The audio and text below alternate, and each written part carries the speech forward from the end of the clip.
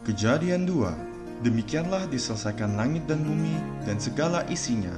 Ketika Allah pada hari ketujuh telah menyelesaikan pekerjaan yang dibuatnya itu, berhentilah ia pada hari ketujuh dari segala pekerjaan yang telah dibuatnya itu. Lalu Allah memberkati hari ketujuh itu dan menguduskannya, karena pada hari itulah ia berhenti dari segala pekerjaan penciptaan yang telah dibuatnya itu. Demikianlah riwayat langit dan bumi pada waktu diciptakan, ketika Tuhan Allah menjadikan bumi dan langit.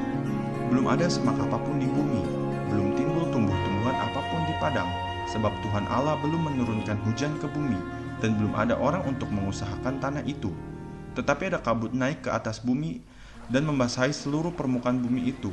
Karena itulah Tuhan Allah membentuk manusia itu dari debu tanah dan menghembuskan nafas hidup ke dalam hidungnya. Demikianlah manusia itu menjadi makhluk yang hidup. Selanjutnya, Tuhan Allah membuat taman di Eden, di sebelah timur. Disitulah ditempatkannya manusia yang dibentuknya itu. Lalu Tuhan Allah menumbuhkan berbagai pohon dari bumi, yang menarik dan yang baik untuk dimakan buahnya, dan pohon kehidupan di tengah-tengah taman itu, serta pohon pengetahuan tentang yang baik dan yang jahat.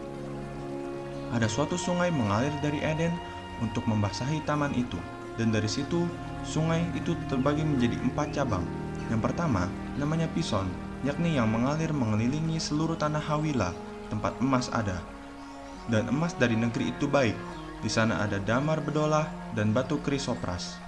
Nama sungai yang kedua ialah Gihon, yakni yang mengalir mengelilingi seluruh tanah Kus. Nama sungai yang ketiga ialah Tigris, yakni yang mengalir di sebelah timur Asyur. Dan sungai yang keempat adalah Efrat. Tuhan Allah mengambil manusia itu dan menempatkannya di Taman Eden untuk mengusahakan dan memelihara taman itu. Lalu Tuhan Allah memberi perintah ini kepada manusia, "Semua pohon dalam taman ini boleh kau makan buahnya dengan bebas. Tetapi pohon pengetahuan tentang yang baik dan yang jahat itu, janganlah kau makan buahnya, sebab pada hari engkau memakannya, pastilah engkau mati." Tuhan Allah berfirman, "Tidak baik kalau manusia itu seorang diri saja. Aku akan menjadikan penolong baginya yang sepadan dengan dia." Lalu Tuhan Allah membentuk dari tanah segala binatang hutan dan segala burung di udara.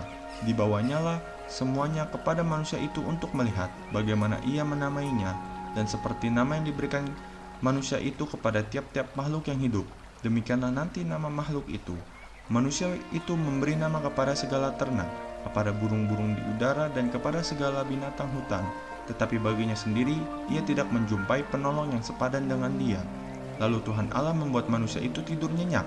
Ketika ia tidur, Tuhan Allah mengambil salah satu rusuk daripadanya, lalu menutup tempat itu dengan daging. Dan dari rusuk yang diambil Tuhan Allah dari manusia itu dibangunnyalah seorang perempuan, lalu dibawanya kepada manusia itu. Lalu berkatalah manusia itu, "Inilah dia, tulang dari tulangku dan daging dari dagingku. Ia akan dinamai perempuan, sebab ia diambil dari laki-laki. Sebab itu seorang laki-laki akan meninggalkan ayah dan ibunya dan bersatu dengan istrinya, sehingga keduanya menjadi satu daging. Mereka keduanya telanjang, manusia dan istrinya itu, tetapi mereka tidak merasa malu." Sekian dari Kejadian 2.